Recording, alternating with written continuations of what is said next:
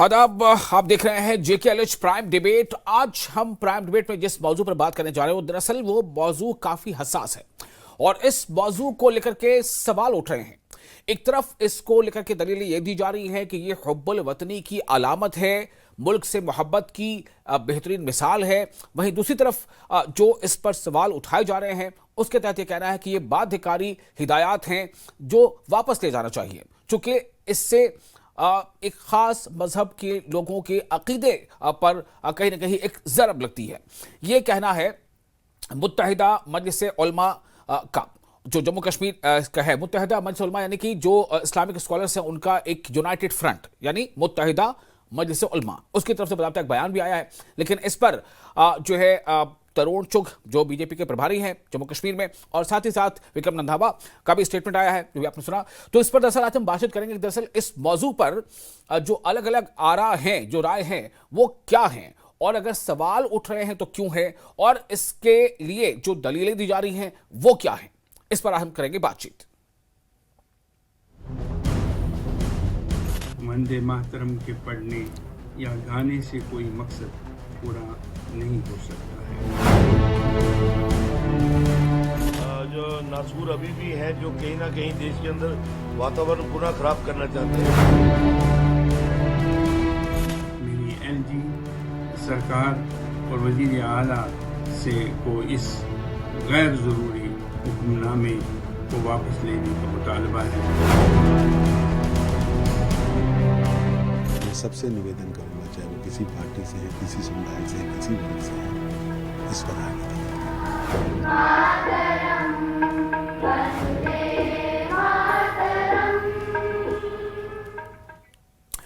दरअसल जो इसको लेकर के बातें कही जा रही हैं या जो इस पर एतराज़ है वो इस तरह से है, जो भी आपने सुना। हमने जो अभी एक छोटे छोटे स्टेटमेंट दिखाए थे, मुफ्ती नासिरुल इस्लाम है जो ग्रैंड मुफ्ती कहे जाते हैं यानी कि मुफ्ती आज़म, उनका ये कहना है जो मुत्तहिदा मजलिस अमल जो एक फ्रंट मैंने आपको बताया, मुत्तहिदा मजलिस उलमा यानी कि United front of Islamic scholars, तो उनका ये कहना है कि ये जो सरकारी निर्देश है उस पर उन्होंने एक तरह से सवाल उठाते हुए कहा है कि हमारी जो गुजारिश है उपराज्यपाल और सीएम दोनों की जो एडमिनिस्ट्रेशन है उनसे कि इस तरह के बाध्यकारी निर्देश को तुरंत वापस लिया जाए। उनका कहना है कि इससे जो है कहीं ना कहीं एक अकीदे पर थोड़ा ज़रब लगता है। लेकिन मैंने आपको पहले ये भी बताया कि इसके जवाब में ये बात कही जा रही है कि दरअसल ये तो मुल्क से मोहब्बत, जिसे हम कहते हैं हुब्बुल वतनी, उसकी बेहतरीन अलामत है। तो इस पर आज हम जरा सा इसको और तह में जाने की कोशिश करते हैं कि अगर इस पर सवाल उठ रहे हैं तो वो क्यों है, और किस तरह से ये जो है कहीं ना कहीं एक गोशे से आवाज़ उठ रही है तो वो क्यों उठ रही है, क्यों ऐसा उसको लेकर के फिक्र का इजहार किया जा रहा है। हमारे साथ इसमें बातचीत करने के लिए कुछ खास मेहमान भी हैं। और दरअसल ये भी आपको बता दें कि ये जो वंदे मातरम के 150वें वर्ष के उपलक्ष्य में यानी इस मुनासिबत से संगीत और जो सकाफती प्रोग्राम्स होते हैं वो स्कूलों में उसके इनेकाद को लेकर के एक निर्देश जारी किया गया है। और निर्देश के तहत उसमें यह है कि सभी छात्र यानी जितने भी स्टूडेंट्स हैं, तालिब इल्म हैं, और सभी कर्मचारी, उनकी भागीदारी यकीनी होनी चाहिए, सुनिश्चित होनी चाहिए। ये इस तरह के स्टेटमेंट हैं। तो उस पर ये सवाल उठाए गए हैं कि आखिर ये जो कार्यक्रम है ये इसमें इसको इस तरह से क्यों क्या है। जम्मू कश्मीर के जो संस्कृति विभाग की ओर से ये जो निर्देश आया है तो उसमें ये बाध्यकारी क्यों से बनाया गया है। बहरहाल हमारे पास जो खास मेहमान इस पर चर्चा करने के लिए हमारे साथ जुड़ेंगे आगा सैयद मुश्तबा अब्बास जो इस्लामिक स्कॉलर हैं और ये रिप्रेजेंटेटिव हैं अंजुमन शरियत शियान जम्मू कश्मीर के। इसके अलावा आरिस पठानिया बीजेपी के MLA और स्पोक्स पर्सन, और हमारे साथ और खास मेहमान होंगे Tauseef Shah senior leader PDP, और हमारे साथ होंगे राकेश बजरंगी भी जो लीडर हैं राष्ट्रीय बजरंग दल के। आप सभी लोगों का बहुत बहुत इस्तकबाल है। मैं सबसे पहले आना चाहता हूं आपके पास आगा साहब कि आप ज़रा इस पर बताएं कि इस पे जो सवाल उठा है जो मुत्तहिदा मजलिस उलमा, वो इस पर एतराज़ क्यों कर रहे हैं। ये तो जो बीजेपी की तरफ से जो बातें सामने रखी जा रही, उनका कहना है कि भाई ये हुब्बुल वतनी की अलामत है, इसके पढ़ने या इसके गायन से क्या नुकसान हो सकता है। जी आगा सैयद मुश्तबा साहब। देखिए, सबसे पहले बदकिस्मती हमारे मुल्क की यही है कि जो है हुब्बुल वतनी की सर्टिफिकेट जो है वो बीजेपी से लेनी पड़ती है। लिहाजा जहाँ तक इस मसले के हवाले से हमारा नुक्ते नज़र है, देखिए जो इस्लामी नुक्ते नज़र है हम्म। वो अल्लाह के सिवा हर हम्म। किसी मौजूदात को जो है मखलूक समझती है, और इबादत के लायक जो है सिर्फ वो ज़ाती परवरदिगार है। इसी जज्बे को नज़र में रखते हुए किसी भी ऐसी ऐसी अमल हो या ऐसा कोई गाना हो या ऐसी कोई शायरी हो जिसमें जो है इबादत का जो है उनसुर वो जो खुदा हम्म। के सिवा किसी के लिए जो पैदा किया जाए या मसलन समझा जाए या उसको इस तरह से इंटरप्रेट किया जाए, वो बिल्कुल इस्लामी नुक्ते नज़र के हवाले से गलत है। लिहाजा जो इस्लामी जो फॉलोवर्स हैं, जो मुसलमान हैं इस मुल्क के, उनके जो धर्म है, उनका दीन है, उसका एहतराम करते हुए उनके इस जज्बे का एहतराम करते हुए कि वो खुदा के सिवा किसी और चीज़ की इबादत का तसव्वुर भी नहीं कर सकते हैं, हम्म। तो मुसलमानों के लिए इस चीज़ों से बिल्कुल उनको पाबंद नहीं किया जाना चाहिए, उनको फोर्स नहीं किया जाना चाहिए जिससे हम्म। ये चीज़ पैदा हो सकती है। बहरहाल मुसलमान हुब्बुल वतन है, उनको इस चीज़ का जो है बार बार सबूत मांगना हम्म। नहीं जाना चाहिए। हुब्बुल वतनी की सर्टिफिकेट बाकियों को नहीं बांटनी चाहिए। जिस तरह से बाकी हुब्बुल वतनी का जो जज्बा बाकियों में है, उसी तरह मुसलमानों में भी है। तो ये चीज़ जब खड़ा होती है तो ये एक तरह से मुसलमानों के हुब्बुल वतनी पर भी एक सवालिया निशान खड़ा होता है, जो हमारे लिए एक बदकिस्मती का आलम है। जी। तो आपने सुना ये कहना था आगा सैयद मुज्तबा अब्बास का, जो इस्लामिक स्कॉलर हैं। और अब हम रुख करते हैं पीडीपी के हमारे साथ में मेहमान मौजूद हैं, अब्बास आरएस पठानी अभी जुड़ने वाले हैं कुछ देर में, उनके पास भी जाएंगे। तो आसिफ साहब, आप इसे कैसे देखते हैं? क्या ये एक ऐसा मुद्दा है जो मतलब सियासी मुद्दा है? क्या इस मुद्दे पर सियासत हो रही है, या फिर इस सियासी फायदा हासिल करने की कोशिश है, या ये मुद्दा बिल्कुल सियासत से परे है और ये कहीं ना कहीं ये एक समाजी मुद्दा है जिस पर अलग अलग आरा हैं? क्या है ये? देखिए वासल साहब, मैं यहाँ दो बातें जोड़ना चाहता हूँ। जैसे अभी हमारे नए आगा साहब ने जो बोला, जी। बहुत बढ़िया, बहुत बेहतरीन बोला इन्होंने। यही है, यही सदाकत है। तो ये आपको समझना पड़ेगा कि जैसे ये जो वंदे मातरम है, जहां वंदे का माने जो है वो है आई बो, आई प्रेज, ठीक है। बो, वी कैन नॉट बो एनीवन एक्सेप्ट अल्लाह। बो यानी झुकना, तो हम सिर्फ झुकेंगे अल्लाह के आगे। ये इस्लाम है जो हमारे कुरान में लिखा गया है, जो हमारी ट्रांसक्रिप्शंस है, जो ये इसको वंदे मातरम गाने का जो मतलब है वो ये है कि मैं झुकता हूं, जो मेरी कौम, जो मेरी माँ है, richly watered, richly fruit, ji, cool with the breeze of Malia Hills. So we cannot bow to anyone except एक जात, और वो जात है अल्लाह की। दूसरा मैं ये आपसे बोलूं कि जो लोग ये कहते हैं कि जिन्हें हुब्बुल वतनी की सर्टिफिकेट देनी है या लेनी है, वो जाके हिंदुस्तान दिल्ली के इंडिया गेट पर जाए, वहां पर वो पिलर देखे जिस पर नाम लिखे हुए हैं जिन्होंने जंग आजादी में जो शहीद हुए हैं। वहां पर जितने भी नाम लिखे हुए हैं, अप्रोक्सीमेटली 40 से लेकर 50,000 नाम तक वहां पर मुसलमानों में है। जबकि अप्रोक्सीमेटली मानिए कि 60% नाम जो वहां पर लिखे गए हैं, जो बड़ा सा वो एक पिलर बनाया है जिस पर वो नाम इंस्क्राइब किए गए हैं जब हिंदुस्तान आजाद हुआ था, तो वहां पर 60% नाम यानी 60,000 नाम आपको मुसलमानों के मिलेंगे। तो हमें सर्टिफिकेट लेने की जरूरत नहीं है, ना हम बीजेपी से सर्टिफिकेट लेना चाहते हैं। हाँ, ये इसे सियासी मसला बनाना चाहते हैं, ये दिखाना चाहते हैं बाकी हिंदुस्तान को कि भाई देखिए, जो कश्मीर जहां कल तक हालात खराब थी, वो यहां पर जाके वंदे मातरम पढ़ रहे हैं। तो ये भी इनको दिमाग में रखना चाहिए कि देखिए, बैशती मुसलमान और बैशती कौम, बैशती कौम जो भी हमारी कौम के लिए बेहतर होगा, जो भी हमारे मुल्क के लिए बेहतर होगा, वो करने में हमको कोई दिक्कत नहीं है। मगर बैशती मुसलमान, हमारा पहला फर्ज बनता है कि हम जो हमारी कुरान में लिखा गया है उस पर अमल करने के लिए। उसमें अमल ये है, उस पर यह लिखा गया है कि आप अल्लाह की जात के बगैर किसी के सामने झुक नहीं सकते और किसी को बोल नहीं सकते कि मैं तुम्हारे सामने झुक रहा हूं। तो ये इसका रिलीजियस रीजन है कि ये नहीं हो सकता। ये मैं ये कहूंगा कि जो जी। जो ये चाहते हैं कि वो जबरदस्ती करे, जो ये चाहते हैं कि नहीं ये जरूरी होना चाहिए, उन्हें एक बार ये भी सोचना चाहिए कि जहां पर मेरा मजहब वायलेट हो रहा है, जहां पर मेरा रिलीजन वायलेट हो रहा है। देखिए, अभी अगर रिलीजन की बात हम करें तो हम दिल्ली में देखें कि नवरात्रों में मीट के दुकान बंद कर दिए जाते हैं। क्यों? रिलीजन वायलेट हो रहा है। गाय को मत काटिए, क्यों? रिलीजन वायलेट हो रहा है। तो अगर आप ये चाहते हैं कि वो हुबुल वतनी है, उसमें कोई दिक्कत नहीं है, तो जम्मू कश्मीर में गाय के गोश्त को तो नॉर्मल कर दीजिए आप, जैसे गोवा में किया आपने। वो आप नहीं करेंगे बिकॉज आपके पास दो स्केल्स हैं। एक स्केल पर आप हिंदू को तोलते हैं, दूसरे स्केल पर आप मुसलमान को तोलते हैं। तो ठीक है, आपको हमारे रिलीजियस आइडेंटिटी का भी ख्याल रखना है और उसकी इज्जत कर। मैं इस पे जो दूसरी राय है, मैं उनके लिए हमारे साथ जुड़ चुके हैं आरिस पठानिया साहब, बीजेपी के एमएलए हैं, स्पोक्स पर्सन भी है।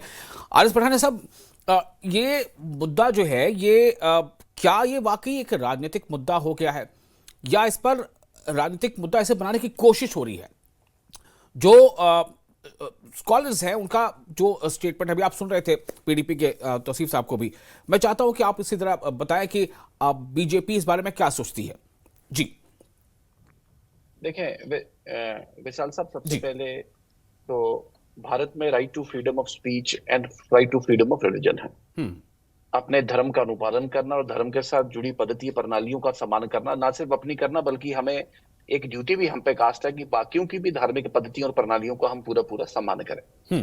तो पूरा एहतराम है, पूरा अदब है, और मुस्लिम लॉ के साथ, कुरान के साथ, और जितने भी रिलीजियस एडिक्ट्स हैं रिगार्डिंग इस्लाम, उसका पूरा पूरा सम्मान है हमें जी। बट मैं थोड़ा सा बैकग्राउंड अपने मित्रों को जरा बताना चाहूँ। एक कहीं ना कहीं एक कंफ्यूजन, एक हेज क्रिएट करने की कोशिश कर रही है। ये वो नारा है वंदे मातरम, जिसे राजगुरु, जिसे सुखदेव, जिसे भगत सिंह, जिसे अशफाकुल्ला खान ने बड़े जोर के साथ गुंजाया, और भारत के पूरे उस आजादी के पहले के पट स्थल पे इस नारे ने अपने आप में करंट का नाम किया। इसका नारे का इतना ही मतलब है कि इंडिया जो अपने आप में हमारी भारत माता है, जो हमारी मदरलैंड है, जिसपे हम जन्म लेते हैं, उसकी जय हो, नथिंग मोर देन दैट। इसको रिलीजियस कॉन्टेक्स्ट के साथ जोड़ना, इसको धर्म के साथ जोड़ के और इसका लोगों को प्रवोक करना कि आप इसका अनुपालन मत करें, मुझे लगता है अपने आप में बहुत बड़ी विडंबना है और अपने आप में मिस इंटरप्रिटेशन ये जो करने की कोशिश की जा रही है। आपने ये जो लफ्ज इस्तेमाल किया है मिस इंटरप्रिटेशन, क्या ये मिस इंटरप्रिटेशन ही है जो किसी को बदगुमान कर रहा है, किसी को खुशगुमान कर रहा है? क्या ये मिस इंटरप्रिटेशन है जिसके आड़ में कहीं ना कहीं इसके पक्ष और विपक्ष की एक जो है ऊंची ऊंची दीवार खड़ी की जा रही है? मिस इंटरप्रिटेशन, अभी आपने ये लफ्ज इस्तेमाल किया। मुझे एक बात का जवाब दें मेरे मित्रगण, कि मेरे दोस्त, देखें, मुझे आपका धर्म के, आपकी पद्धतियों का, प्रणालियों को, जैसे मुझे अपनी का सम्मान है, वैसे हर धर्म की और विशेषकर इस्लाम की, लेकिन आज इस्लाम की भी धार्मिक पद्धतियों प्रणालियों का पूरा सम्मान है। आज ठीक है, मेरे मुस्लिम भाई कश्मीर में हैं, लेकिन मेरे मुस्लिम भाई बिहार में भी हैं और यूपी में भी हैं, मेरे मुस्लिम भाई दिल्ली में भी हैं, और ये पूरे देश भर में ये वंदे मातरम गाने की बात की गई है। उस वक्त अशफाकुल्ला खान ने नहीं कहा, या मौलाना अबुल कलाम आजाद ने नहीं कहा कि हम वंदे मातरम नहीं कहेंगे, या मुल्ला हसरत मोहानी ने कहा नहीं कि हम कभी, या अब्दुल गफार खान ने कभी कहा नहीं कि हम कभी वंदे मातरम नहीं कहेंगे। ये एक, मुझे बताइए, आप कश्मीर में किस पैरोकियल माइंडसेट की बात कर रहे हैं? मुझे एक छोटा सा सवाल इनसे पूछना चाहूंगा कि मल्लिका पुखराज जो पाकिस्तान की जो कौमी सिंगर हैं, जिन्होंने कैरियर अपना महाराजा हरि सिंह जी के दरबार में और रामायण और महाभारत के साथ जुड़े हुए भजन गाने के साथ शुरू किया उसमें, तो ये भारत का अपने आप में कंपोजिट कल्चर है। और कश्मीर जो एक मिनी भारत है, जो भारत के कंपोजिट कल्चर का अपने आप में एक वंडरफुल और यूनिक अपने आप में एक नमूना है। आप कृपा करके, मेरा विनम्र निवेदन है कि ऐसे नैरेटिव्स को कंफ्यूज करने की बात मत करें। और मैं फिर बड़ी विनम्रता के साथ, बड़े अदब के साथ, बड़े एहतराम के साथ, सरकार में किसी का भी और किसी का कोई भी ऐसा कभी आउटलुक या कभी को मंशा, किसी का मन, किसी का ऐसा कोई ऑब्जेक्टिव नहीं होगा कि कभी को धर्म को या किसी धार्मिक पद्धति को थोड़ी भी ठेस पहुंचे। लेकिन कृपा करके देखें, मेरा धर्म क्या, मेरा मुल्क, मेरा धर्म, मेरा परिवार, बिल्कुल सही फूले, लेकिन मेरा पठानिया साहब, बड़े, इसमें कौन सी बड़ी बात? पठानिया साहब, मैं चाह रहा हूं कि ये, चूंकि देखिए आपने जो एक बड़ा अच्छा लफ्ज इसमें इस्तेमाल कर लिया, मिस इंटरप्रिटेशन, क्या इसका मिस इंटरप्रिटेशन ही एक वजह है जो कहीं ना कहीं एक तनाजा पैदा करती है? मैं राकेश बजरंगी जी के पास जाना चाहता हूं। कि वो इसे कैसे समझ रहे हैं, क्योंकि किसी शब्द के पीछे माने क्या है उसी को लेकर तो सारा बवाल खड़ा हो रहा है कि वो कह रहा है कि इससे माने ये, कोई कह रहा है कि इससे माने ये। राकेश बटंगे जी, मैं आपसे जानना चाहता हूं कि आपने इसे किस तरह से समझा है? वंदे मातरम का मतलब आप क्या समझ रहे हैं? और अगर दूसरा कोई समूह, कोई ग्रुप अगर उसे लग रहा है कि ये हमारे धर्म पर ये कहीं ना कहीं एक तरह से एक ज़रब है, तो उसको आप क्या समझाना चाहेंगे? जी देखिए, वंदे मातरम गीत जो है ये हमारे देश का गौरव है, ये हमारे देश का सम्मान है, ये हमारे देश के राष्ट्रीय प्रतीक है। और ये गीत जो है ये हमारे स्वतंत्रता सेनानियों को बूस्ट करने के लिए, उनका उत्साह बढ़ाने के लिए जो है वो गाया गया था। और ये हमारे जो संविधान सभा डॉक्टर राजेंद्र प्रसाद जी की अध्यक्षता में इसको राष्ट्रीय गीत घोषित किया गया 24 जनवरी 1950 में। तो जब ये राष्ट्रीय गीत भारत का है तो इसको किसी को गाने में कोई जो है वो दिक्कत नहीं होनी चाहिए। तो इसका सीधा सीधा संबंध जो है वो देश से है। और देश के अंदर एक जो है एक आदेश जो है वो पारित किया गया है कि 150वीं वर्षगांठ जो है वो इस गीत की जो है वो स्कूलों के अंदर गाकर जो है वो की जाए। लेकिन इसको एक राजनीतिक मुद्दा बनाने की कोशिश जो है वो कुछ जगह की जा रही है, जिसको सहन नहीं किया जाएगा। यह कोई राजनीति, मैं एक चीज कहना चाहता हूं, जो लोग इसका विरोध कर रहे हैं कि जिस समय स्वतंत्रता संग्राम हुआ उस समय मुस्लिम भी थे, उस समय सभी ने गाया, तब उनकी भावनाएं आहत नहीं हुई क्या? तब उनका धर्म नहीं था क्या?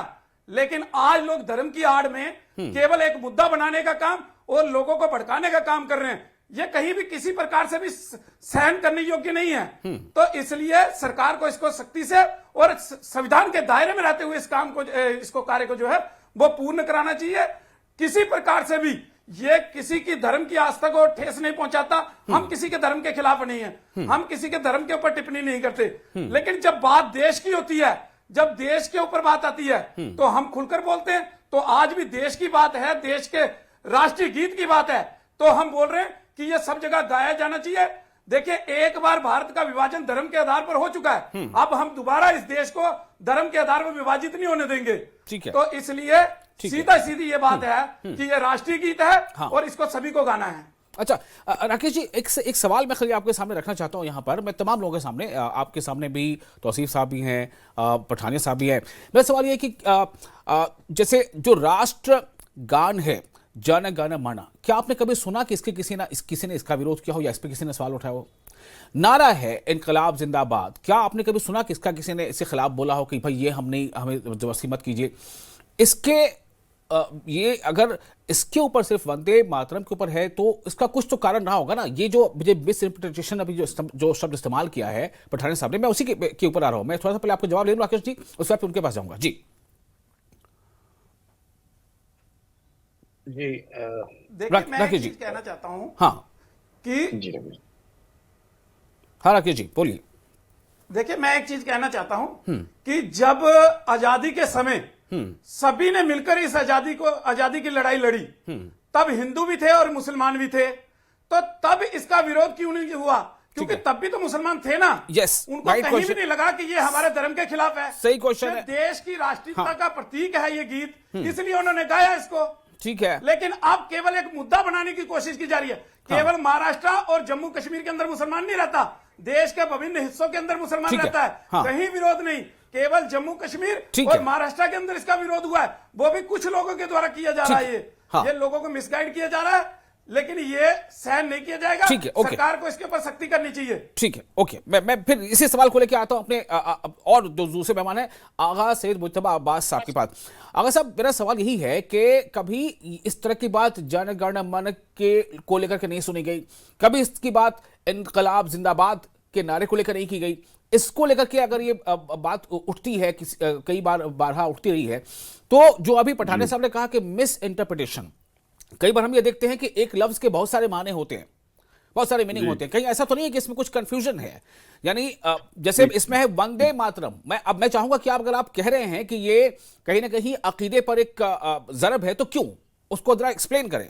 जी देखिए, जैसे मैंने शुरुआत में ही कहा कि जो इस्लाम का बुनियादी उसूल है कि वो अल्लाह के सिवा जो है किसी की इबादत का जो है तसव्वुर भी नहीं कर सकते हैं।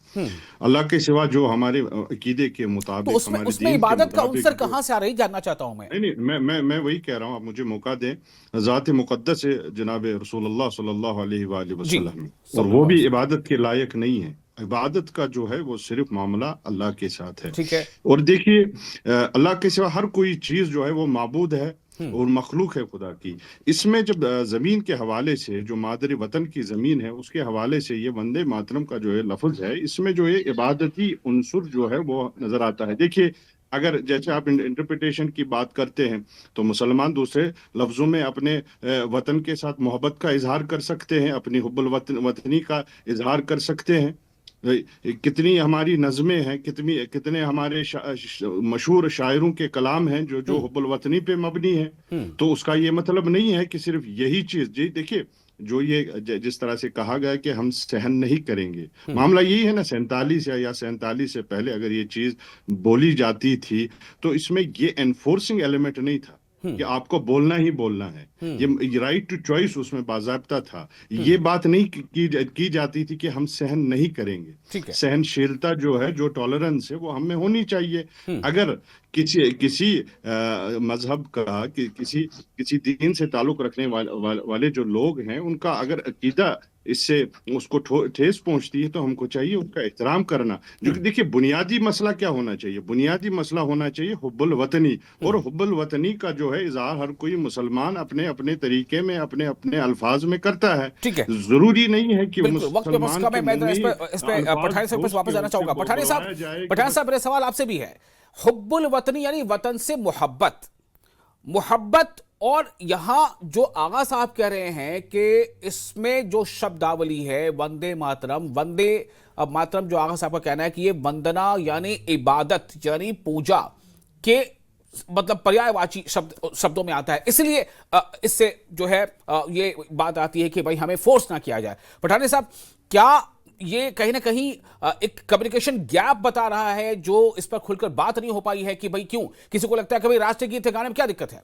पठानी साहब जी, मैं विशाल साहब, मैं फिर दोबारा मैं इस विषय में, देखें, ये एक वाटर थिन डिस्टिंक्शन है कहीं ना कहीं।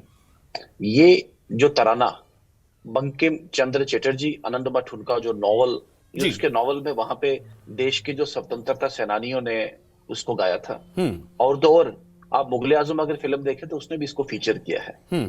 तो ये वो तराना था जो हमारे स्वतंत्रता सेनानियों ने स्वतंत्रता संग्राम में इसे तराने को गाते गाते वो अपने अपने फांसी के तख्ते तक चढ़ गए। ये वो तराना जो अंडमान निकोबार, आप अगर लेटेस्ट, अगर आप विक्रम सेठ का, अगर आप उसका जो लेटेस्ट एक्सपोजिशन पढ़े हैं उसका अंडमान निकोबार का, वो कहते हैं कि ऐसा लगता है कि अंडमान निकोबार का वो जो डार्क सेल है वहां पे आज भी वंदे मातरम आज भी रेंट हो रहा है। तो मैं आपको बता दूं, this there is a water thin distinction. ये किसी को, किसी भी आदमी को, व्यक्ति विशेष को या किसी भी धर्म विशेष को किसी की पूजा करने की या वर्शिप करने का कभी भी आह्वान देता नहीं है। ये एक नेशनल अपील है, एक नेशनल एक फर्वर है, एक नेशनल एक बहुत बड़ा एक सिंबल है जो अपना एक अपनी एक डिवोशन अपने कंट्री के प्रति। देखिए, there is a difference between worshipping और फॉलोइंग ए पर्टिकुलर सेक्ट और ए पर्टिकुलर रिलीजन और ए पर्टिकुलर प्रैक्टिस। एक बात ये एक अलग है कि अपने मुल्क के प्रति अपना एक सम्मान तय करना, वरना भाई मुल्क के प्रति ये तो मैं देखिए, मैं क्या कहना चाह रहा हूं, मैं ये कहना चाह रहा हूं कि हर कोई अपने अपने तरह से इसकी व्याख्या कर रहा है। हम तो शब्दावली की बात कर रहे हैं। तौसीफ शाह साहब, मैं आपके पास आना चाहता हूं। तौसीफ साहब, राष्ट्रीय गीत यानी कौमी गीत, अगर ये कौमी गीत है तो हम क्यों नहीं गा सकते? मेरा सवाल ये है, इसको एक्सप्लेन कीजिए। देखिए, जैसे मुझे उतना ज्यादा डिस्कशन करने की जरूरत नहीं है, इसका जवाब आपने पहले ही दे दिया कि जब जनगण मन गाने में हमको कोई दिक्कत नहीं है, जब हमको भारत की जय बोलने में कोई दिक्कत नहीं है, जब हमको यहाँ पर 15 अगस्त के दिन झंडा खोलने में, झंडा गाड़ने में हमको कोई दिक्कत नहीं है, तो आपको ये भी समझना चाहिए कि ये एक समुदाय है जो हमसे कह रही है कि ये गाना गाइए और ये इसे लीगलाइज करना चाहते हैं। तो आई ऑब्जेक्ट सर। एक समुदाय नहीं सर, एक समुदाय नहीं, प्लीज देखें, ये कंट्री जितना हिंदू का है, इतना ही मुस्लिम का, इतना सिख का, इतना ईसाई का। ये भारत वंदे मातरम मां की बात कर रहे हैं। हम आपके रिलीजन का ख्याल रखते हैं, किसी का है। देखिए, जैसे हम आपके रिलीजन का ख्याल रखते हैं कि एक समुदाय, सॉरी मैं ऑब्जेक्ट करूंगा आपके शब्द के लिए, जैसे हम गाय के नहीं मैं समझता हूँ, आई कैन अंडरस्टैंड। तो मैं जैसे हम गाय के गोश्त का इस्तेमाल नहीं करते, जितना हो सके दूर रहते हैं, कि हमारे हिंदू भाइयों को इससे दिक्कत है, इसी तरह आपको भी ये समझना चाहिए कि हमारे मुसलमान भाइयों को इससे दिक्कत है, तो ये ना ही हो तो बेहतर है। मैं आपको एक बड़ी छोटी सी मिसाल देता हूं कि अभी हम 4 लोग यहाँ डिबेट में बैठे हैं। ये डिबेट नहीं है, ये एक डिवीजन है। ये डिवीजन एक बनाया जा रहा है कि भाई हिंदू इस साइड हो जाओ, मुसलमान इस साइड हो जाओ। क्या जरूरत है ये डिवीजन बनाने की? अगर हम सरकार चलाना चाहते हैं, अगर हम एक कौम चलाना चाहते हैं, अगर हम एक डाइवर्स नेशन चलाना चाहते हैं जिसमें डाइवर्सिटी है, जिसमें 100 मजहब बैठे हुए हैं, 100 तरह के लोग बैठे हुए हैं, क्या जरूरत है वैसा कोई लॉ पास करने की? मैं बस एक चीज ये बताना चाहता हूं यहाँ पे, चूंकि आप वक्त ज्यादा नहीं है, कि देखिए पठाने साहब ने बीच में एक अच्छा शब्द इस्तेमाल किया था कि मिस इंटरप्रिटेशन। मुझे लगता है कि शब्दावली पे अगर हम जाएं, चूंकि ऐसे तो कहीं ना कहीं बहुत इसकी तस्वीर साफ हो जाती है या हो सकती भी है। और जहां तक भारत देश की बात है, भारत देश में कई ज़बानें बोली जाती हैं, ये किसी खास ज़बान में लिखी गई थी, कई ज़बानें हैं। तो इसके मर्म को अगर हम समझेंगे कि इसके दरअसल इसमें जो फीलिंग है, जो जज्बा है, वो क्या है।